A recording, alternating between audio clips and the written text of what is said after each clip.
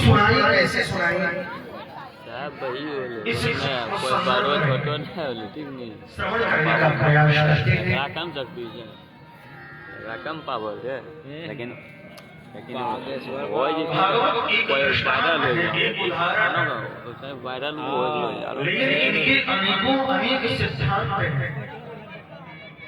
मूल सिद्धांत है परमात्मा बात धरती डोलना न मत जागो ना देख लो केरा के आगे हमारा दूसरे निवेश है। किसी प्रकार से मेरा मन भगवान श्री कृष्ण में लग जाए। कल दिन जाओ पर एकरे काल महाभारत का युद्ध चल रहा था। बैठे जा भीषण महासंग्राम चल रहा था। एक कौरव और एक पांडवों की सेना भगवान श्री कृष्ण चंद्र को के नेतृत्व कर रहे थे। एक से एक देवी अंगराज गंगा का प्रदेश आचार्य द्रोण पुत्र अश्वत्थामा महाराज दुष्योधन दुशासन और इधर भगवान श्री कृष्ण घनघोर महासमाराधन उस महाभारत के 18 छोटी सेना का रक्तपात हो गया। इतनी व्यक्ति की मृत्यु हुई कि सिर का सात पहाड़ बन गए। इतनी खून की नदियां बही कि सात तालाब बन गए और वहां कुरुक्षेत्र में गया। महाभारत का युद्ध का अंतिम योद्धा दुर्योधन भीमसेन की गदा की जोर से कहरा रहा था। आचार्य द्रोण पुत्र अश्वत्थामा ने आकर के कहा, मित्र बताओ मैं तुम्हारी क्या सहायता कर सकता हूं। दुर्योधन ने कहा, अश्वत्थामा मेरे 100 भाई मारे गए लेकिन मेरा कुछ भी नहीं हुआ। पांडव पक्ष से कुछ भी एक भाई की मृत्यु नहीं हुई। अश्वत्थामा ने आश्वासन दिया, अगर मैं बल से युद्ध नहीं जीत सका तो मैं छल सकता और आज की रात में मैं पांडवों को सिर को काट करके ले आऊंगा और तुम्हारे चरणों में समर्पित कर दूंगा। दुर्योधन मुस्कुराया, कहता है ठीक है जाओ। रात की अंधियारी छाई हुई थी। पांडवों के शिविर में सन्नाटा पसरा हुआ था। रात्रि बड़ी भयावह थी। चोर की भांति अश्वत्थामा पांडवों के शिविर में प्रवेश करता है और शिविर में प्रवेश करते ही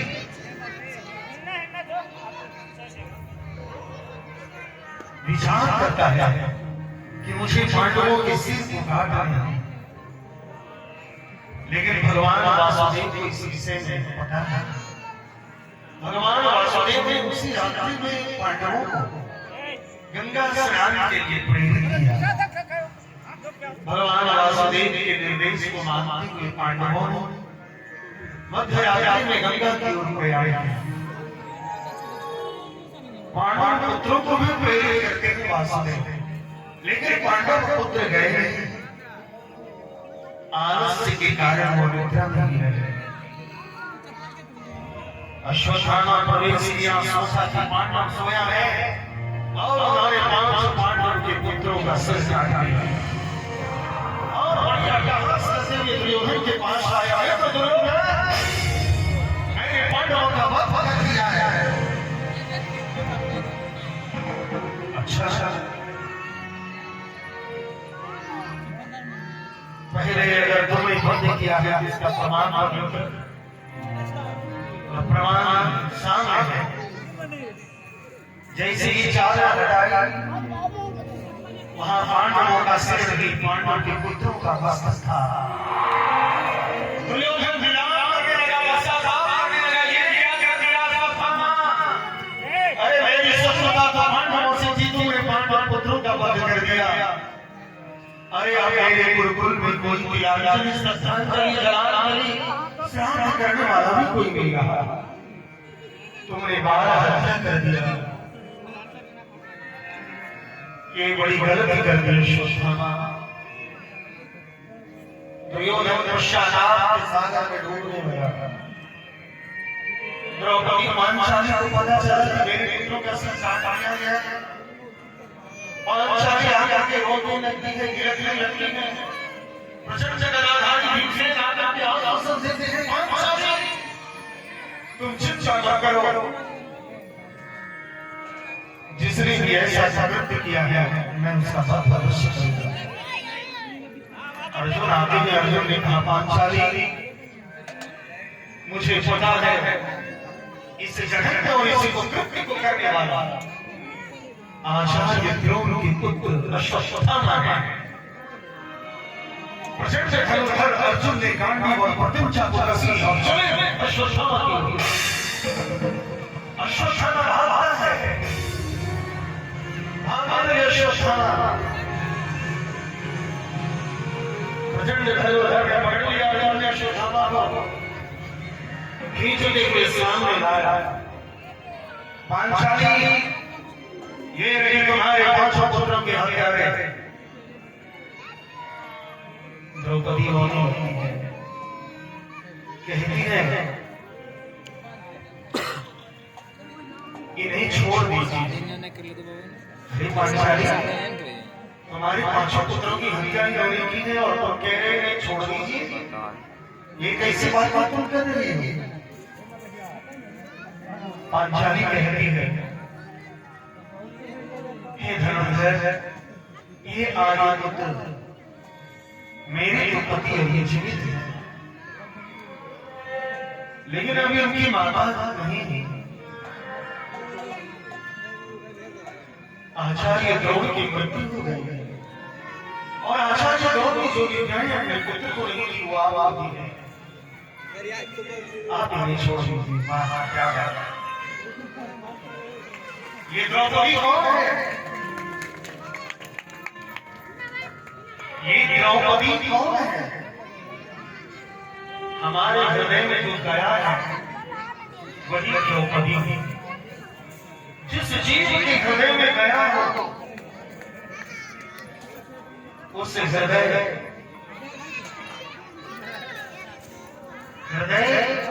का स्वामी अर्जुन होते हैं और उस अर्जुन के स्वामी भगवान श्री कृष्ण होते हैं।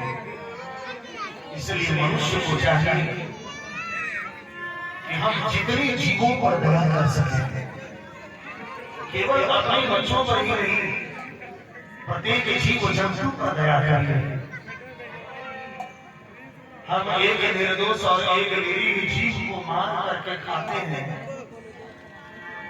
हमारे हृदय में दया नहीं है, मेरे अंदर में निगूढ़ता है। इसलिए अपने हृदय को दया में परिवर्तित करें।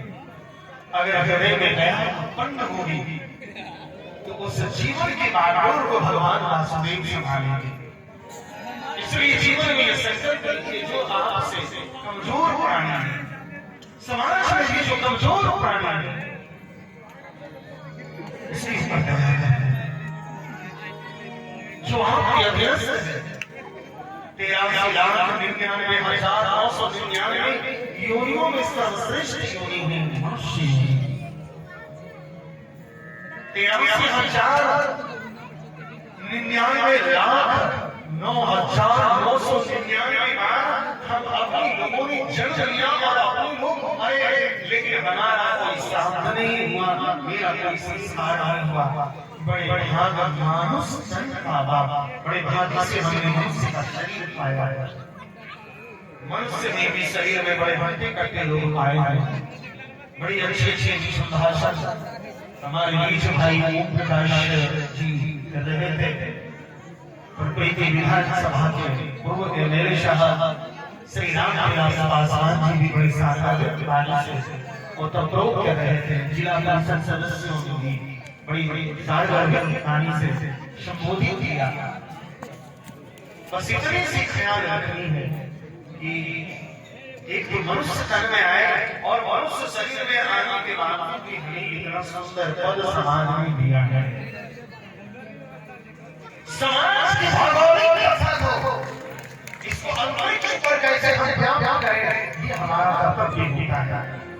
आप कम पढ़िए, बहुत ज्यादा अगर नहीं भी पढ़ सकते हैं तो कोई जरूरत नहीं है, लेकिन जीवन में एक नियम जरूर ले लीजिए। भागवत जी की कथा सुनने का तात्पर्य होता है जीवन में एक नियम को लेना है, और एक नियम आज कम से कम लेकर के जाइए कि कम से कम सभी लोगों के ऊपर दया जरूर करें। आप एमएलए हैं, आप विधायक हैं, आप समाज के मुखिया हैं, जिला परिषद हैं, आपके राज्य में, आपके क्षेत्र में कोई गरीब है, कोई निर्धन है, चाहे किसी जाति से आता हो, देश को जातिवाद की आजादी में मत झोंकिए। ये नेताओं का कर्तव्य नहीं होता है। एक सुंदर नेता का कर्तव्य होता है कि देश को जातिवाद, वंशवाद, परिवारवाद, भ्रष्टाचारवाद, सांप्रदायिकवाद से उठाकर के उसके अंदर राष्ट्रवाद ज्योति जलाए, उसके अंदर राष्ट्रवाद ज्वाला बरसाए, कि राष्ट्र के प्रति समर्पित हो जाए। यही आपके लिए एक नियम होगा, यही एक दया होगी। इसलिए अपने ऊपर दया करना है, दया करनी है सभी के ऊपर। पांचाली ने किया तो भीम से कहता है पांचाली मैं इसका वध अवश्य करूंगा, क्योंकि ये अत्याचारी है। भगवान द्वारिकाधीश से इस निर्णय के संदर्भ में चर्चाएं आई है। हे द्वारिकाधीश, अब आप बताइए, द्रौपदी के 5 पुत्रों की हत्या हो गई है, इस संदर्भ में क्या किया जाए? इनको मार दिया जाए या इनको छोड़ दिया जाए? भगवान द्वारिकाधीश एक धर्मात्मा राजनीति थे। भगवान श्री कृष्ण से बड़ा राजनीति कोई नहीं है, कोई नहीं है, लेकिन वह राजनीति धर्म से आधारित है। राजनीति का प्राण है धर्म, राजनीति की शक्ति है धर्म, राजनीति का उद्गम स्थल है धर्म। राजनीति अगर धर्म से ओतप्रोत हो तो वह शुद्ध नहीं, विशुद्ध राजनीति कही जाता है। और धर्म किसी को तोड़ने के लिए नहीं बोलता, धर्म किसी को बहिष्कृत तिरस्कृत करने के लिए नहीं बोलता, धर्म सबको स्वीकृत करने के लिए बोलता है, सबको जोड़ने के लिए बोलता है। और जब राजनीति में ये महाविद्या प्रवेश कर जाएगी तो वह विशुद्ध राजनीति, आचार एक विशुद्ध राजनीति जो अत्याचार का उन्मूलन करके चंद्रगुप्त मौर्य के साम्राज्य को स्थापित किया गया है। भगवान राम और लक्ष्मण को भी शिष्य बना करके गुरु विश्वामित्र ने एक धर्म राजनीति की स्थापना की।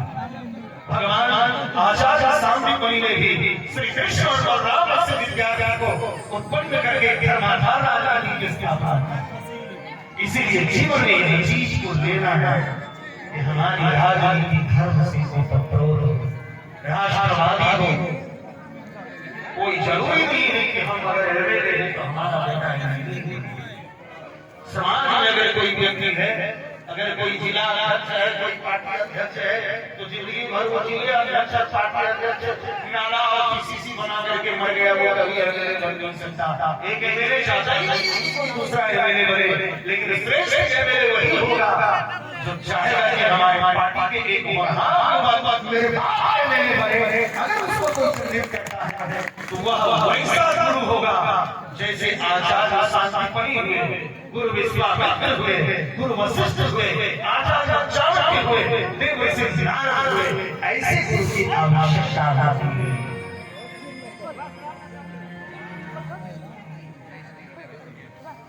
बताइए गुरुदेव क्या किया जाए? भगवान श्री कृष्ण कहते हैं मान भी किया जाए और छोड़ भी दिया जाए। बोला ये दोनों कार्य कैसे होगा? मार भी दूं और छोड़ भी दूं? बोला बिल्कुल सही है। ये ब्राह्मण है, इसे मारना अपराध है, लेकिन ये अत्याचारी है, इसे मार देना ही धर्म है। बोला महाराज हे द्वारकाधीश, ये दोनों कार्य एक साथ कैसे हो? बोला यही तो है, ये दोनों कार्य एक साथ ही कर गए और छोड़ दीजिए। ब्राह्मणों का अपमान इसकी मृत्यु हुई है, इसके मस्तिष्क में जो मणि है वो निकाल दो, इसको अपमान नहीं करना। इनका अपमान हो गया, अश्वत्थामा के मस्तक से मणि निकाल दिया, अश्वत्थामा का तेज समाप्त हो गया, अश्वत्थामा का जब तेज समाप्त हो गया तो व्यक्ति के जीवन में सबसे बड़ी संपत्ति क्या है? सबसे बड़ी संपत्ति है आपके जीवन का मेधा शक्ति, आपके जीवन का तेज, आपकी वाणी में बोझ, आपके चेहरे में चमक, आपकी वाणी में सौम्यता, आपके आचरण में पवित्रता, आपके जीवन की क्रियाकलाप में शुद्धता, आपके आचरण शुद्ध और तब होंगे जब आपके जीवन में सबसे पहला सुधार भोजन का। सब जगह पर मत खाइए और सभी के हाथ से मत खाइए, सभी जगह पानी मत पीजिए और सभी के हाथ का पानी मत पीजिए।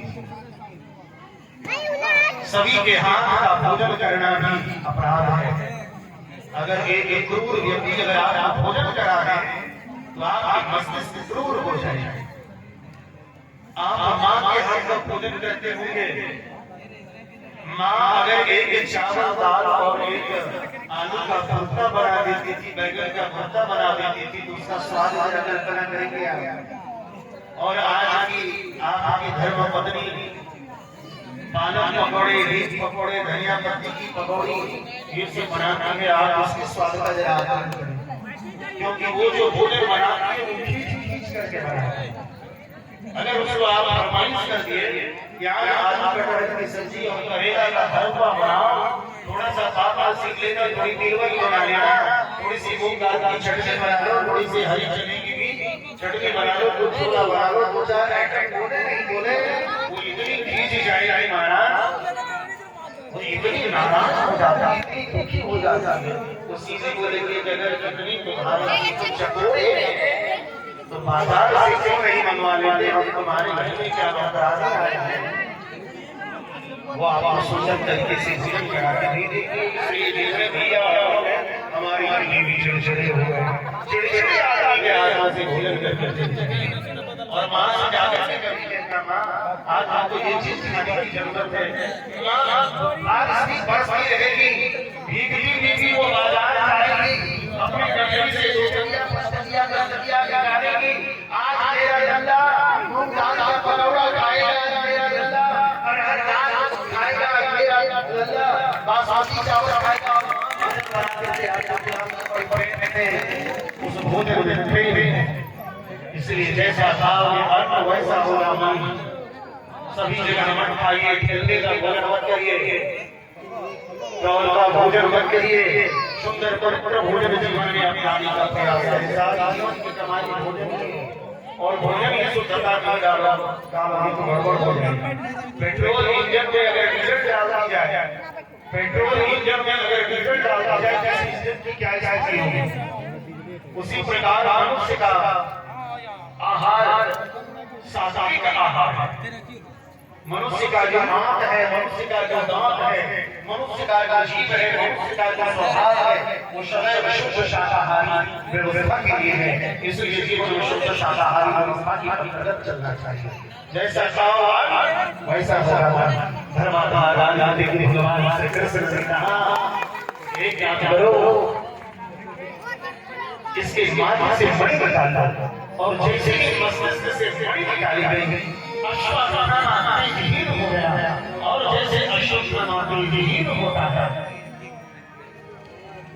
जैसे ही अश्वत्थामा तेजहीन होता है लेकिन दुष्ट तो दुष्ट होता है,